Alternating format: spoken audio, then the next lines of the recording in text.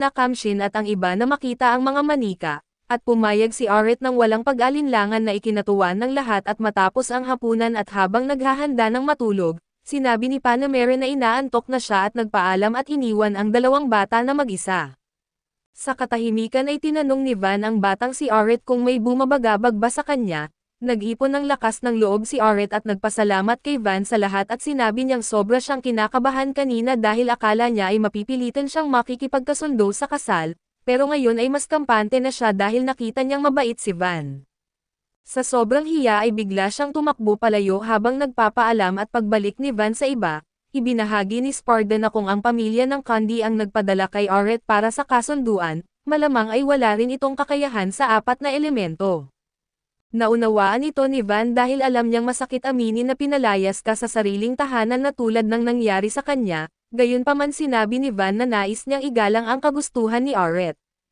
Kung hindi man ito makabalik sa kanyang tahanan, maaari siyang manatili sa nayon nang hindi kailangang pakasalan siya at kung gugustuhin naman niyang bumalik ay tutulungan nila siya. Lumipat ang eksena sa bata na dumating sa tuluyan at sinalubong siya ni Panamera at tinanong kung nagpakilala na ba si Van ng nararamdaman niya. Nahihiya na sumagot si Aret na hindi pa at sinabi ni Panamera na bagamat balak niyang umalis kinabukasan, iniisip na niyang manatili pa ng ilang araw. Tinanong niya ang opinyon ni Aret at pumayag ang bata at bago matulog, nagpasya si Aret na siya na ang magsisimula ng usapan kay Van sa susunod na magkita sila. Inamin niyang sobrang nasasabik siya sa pagdating ng umaga at sa ganitong pag-iisip, ipinikit ng bata ang kanyang mga mata.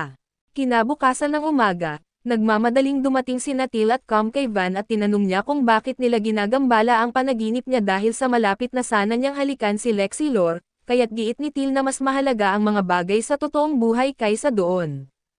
Dagdag pa niya ay nakarating na raw si Nadi at Esparta sa lugar, hiniling ni Van na ipaliwanag man lang ng maayos kung ano ang nangyayari at ipinahayag ni Til na malalaman na niya ang lahat kapag nakarating siya sa lake, ang mismong lawa na ginawa niya ilang araw lang ang nakalipas.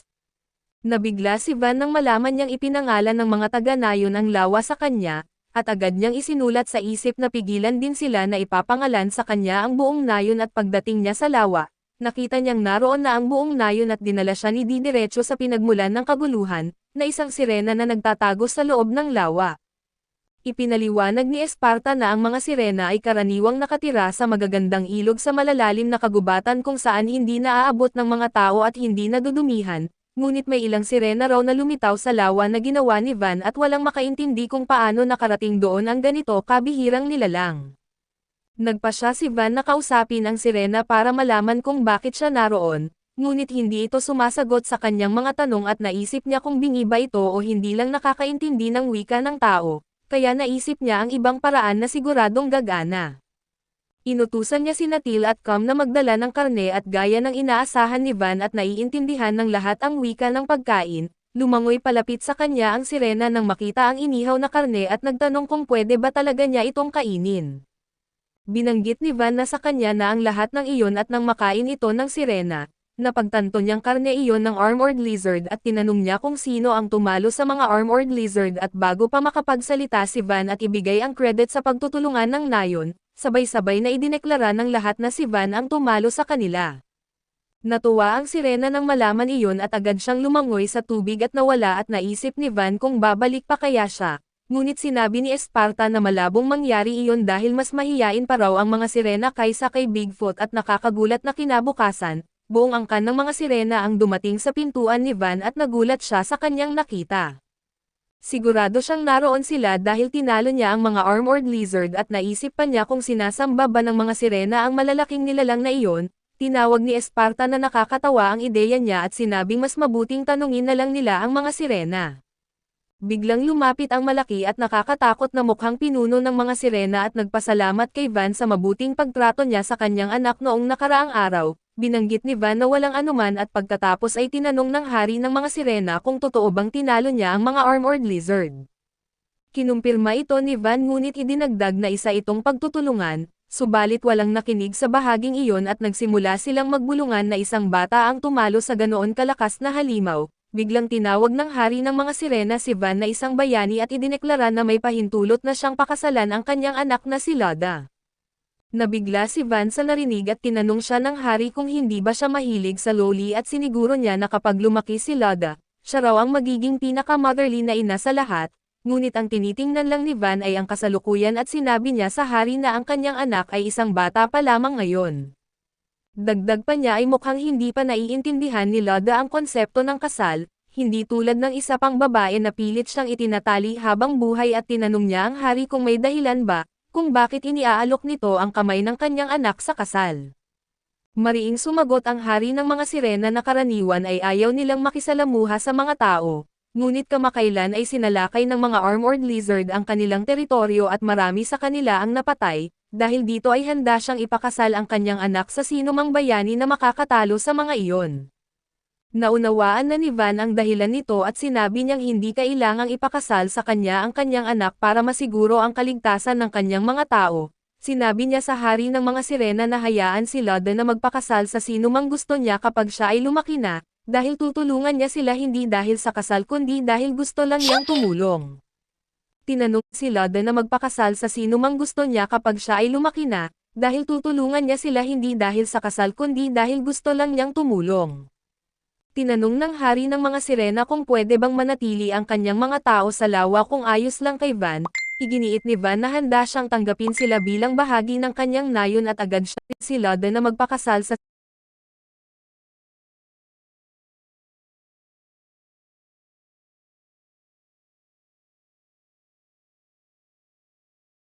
sino mang gusto niya kapag siya ay lumaki na, dahil tutulungan niya sila hindi dahil sa kasal kundi dahil gusto lang niyang tumulong.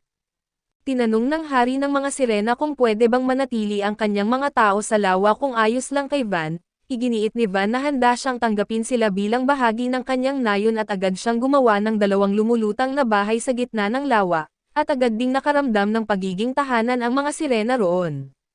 Sa sandaling iyon ay pinaalalahanan ni Esparta si Van na kailangan pa nilang asikasuhin ang dumi ng nayon, at naging interesado ang hari ng mga sirena tungkol dito at ipinaliwanag ni Van ang istruktura ng kanilang nayon at kung paano sila gumagamit ng isang malaking flush system para ilayo ang dumi mula sa kanilang mga sewer. Nagalok ang hari ng mga sirena na tumulong dahil sanay ang kanyang mga tao sa pagkontrol ng tubig at iba pang kaugnay na kakayahan, at dahil dito ay naging mas madali ang trabaho ni Van at hiniling ng hari ng mga sirena na ipagkatiwala sa mga nilalang ng tubig ang pag-flush ng dumi bilang kapalit ng ligtas na tirahan.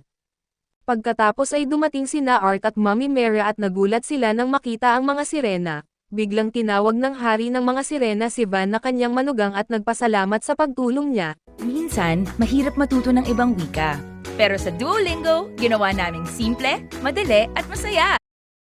Tulong niya, na ikinagulat ng 2 babaeng tao. Tinanong ni Mera si Van kung nagpakasal ba siya sa isang sirena gayong si Eret ang nauna at bago pa niya maipaliwanag ang lahat, buong yabang na idineklara ni Lada na siya ang asawa ni Van at lalong lumala ang sitwasyon sa pagitan ni Van at Eret, kaya niyaya niya si Eret na mag-vote kinabukasan para linawin ang hindi pagkakaunawaan.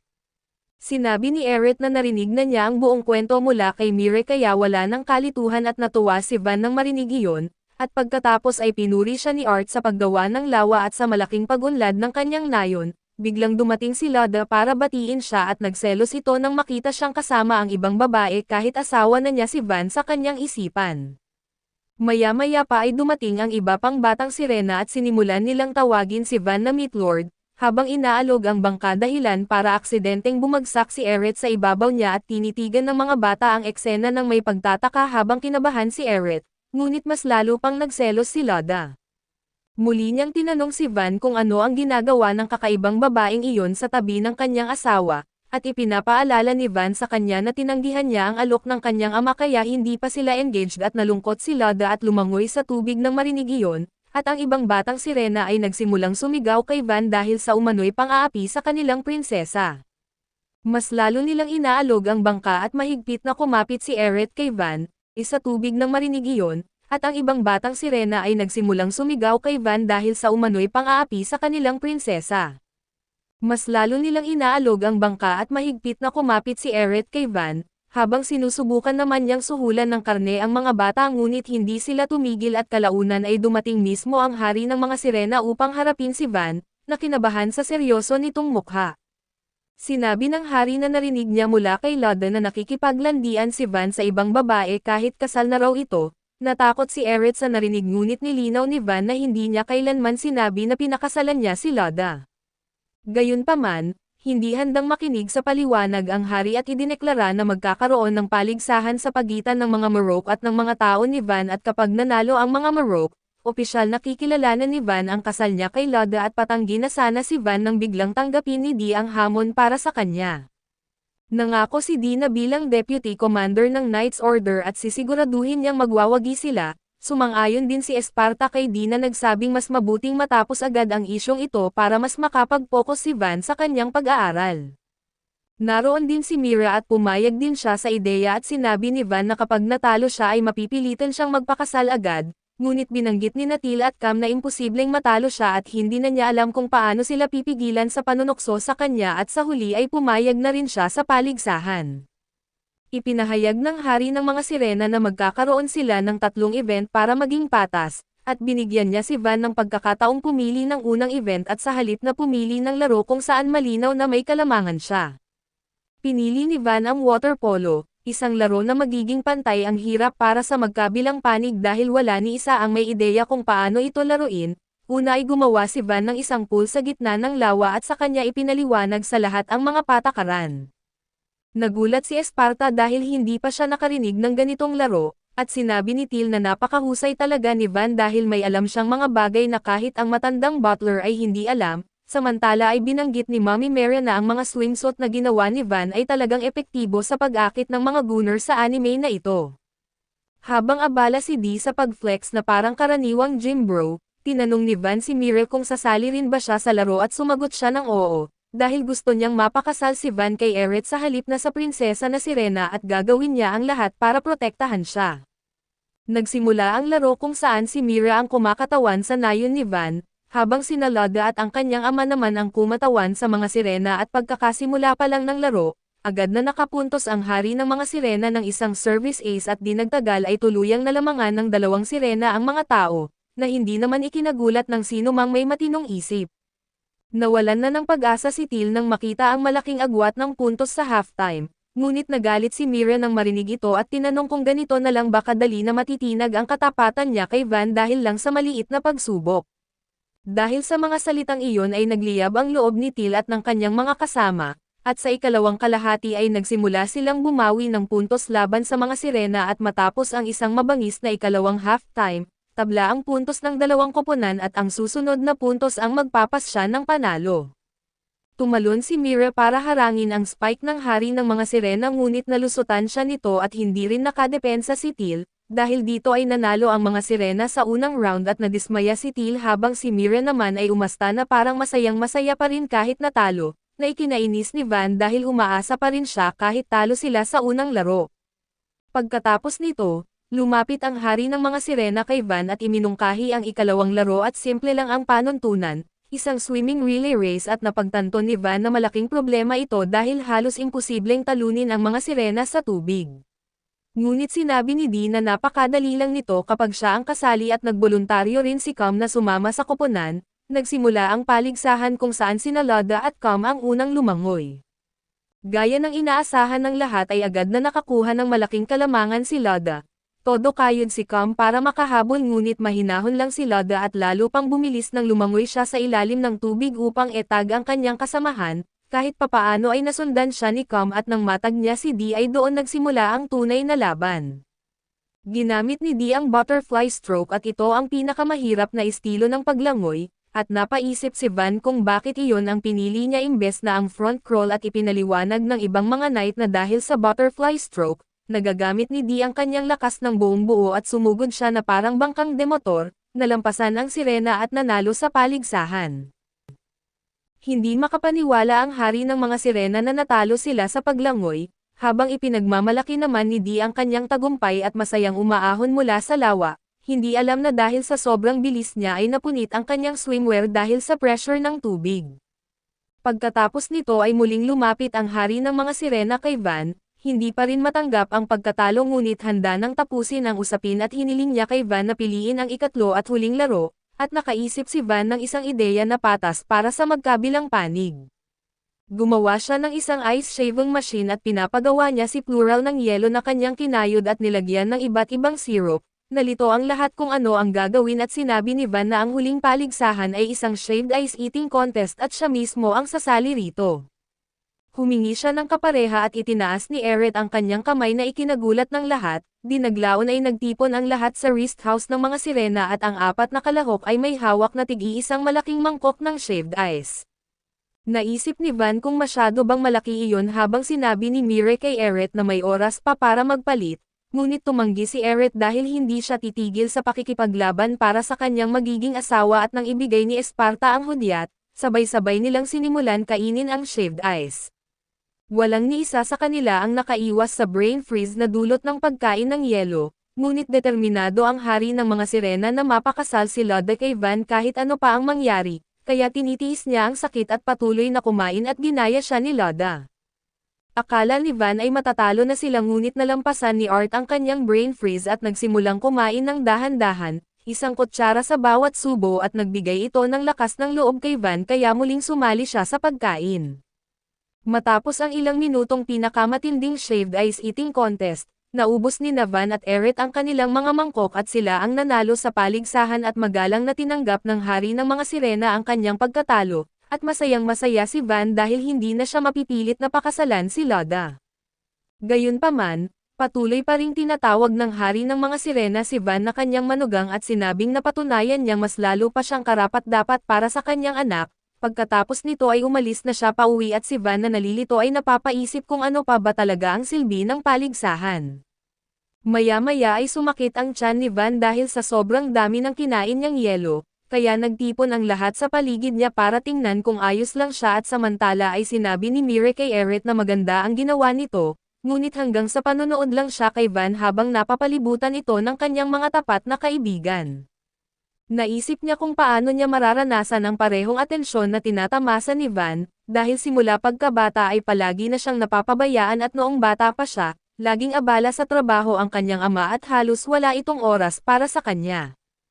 Ang kanyang ina naman ay walang interes sa pagpapalaki ng anak, kaya ipinasa siya sa isang yaya at nag-backpack sa buong Europa at habang lumalaki siya ay walang pumapansin sa kanya dahil siya ay mahiyain at halos walang talino. Ang tanging maganda sa kanya ay ang kanyang marionette magic kung saan kaya niyang kontrolin ng perpekto ang mga puppet. Inakala ni Eret na mapapahanga niya ang kanyang ina sa kakayahang ito, ngunit nagkamali siya ng malaki at sinampal siya ng kanyang ina at tuluyan siyang itinakwil dahil ang marionette magic ay hindi itinuturing na walang silbi, kundi masama sa kamay ng mga maharlika.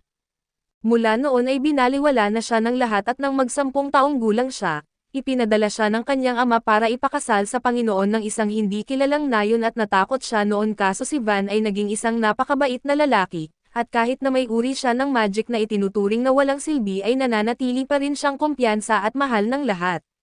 Sa pagtingin niya kay Van ngayon ay nagpa siya si Eret na magsanay palalo sa kanyang puppetry magic upang balang araw ay mahalin din siya ng lahat dahil dito. Kinabukasan ay tinipon ni Van ang mga taga-nayon para sa ilang gawain sa konstruksyon at pinapasigla sila sa pangakong magkakaroon ng barbecue party sa gabi. Biglang dumating si Eret para batiin siya at nagtanong kung pwede ba siyang manood habang nagtatrabaho si Van dahil gusto niyang maging katulad niya. Sa ibang eksena ay makikita ang grupo ng mga adventurer na makikita na tumakas mula sa isang nilalang na anino lamang ang nakikita natin, ngunit sa ngayon ay tingnan muna natin ang napakalaking pader ni Van. Pinasalamatan niya ang lahat dahil natapos na ito. Dumating si Panamera na namangha dahil napakabilis nilang natapos, dahil kahit may tulong ay nakakagulat pa rin iyon at binanggit ni Van na kung madagdagan ang mga residente at may dumating na mga merchant o adventurer, magtatayo pa sila ng mas maraming tirahan.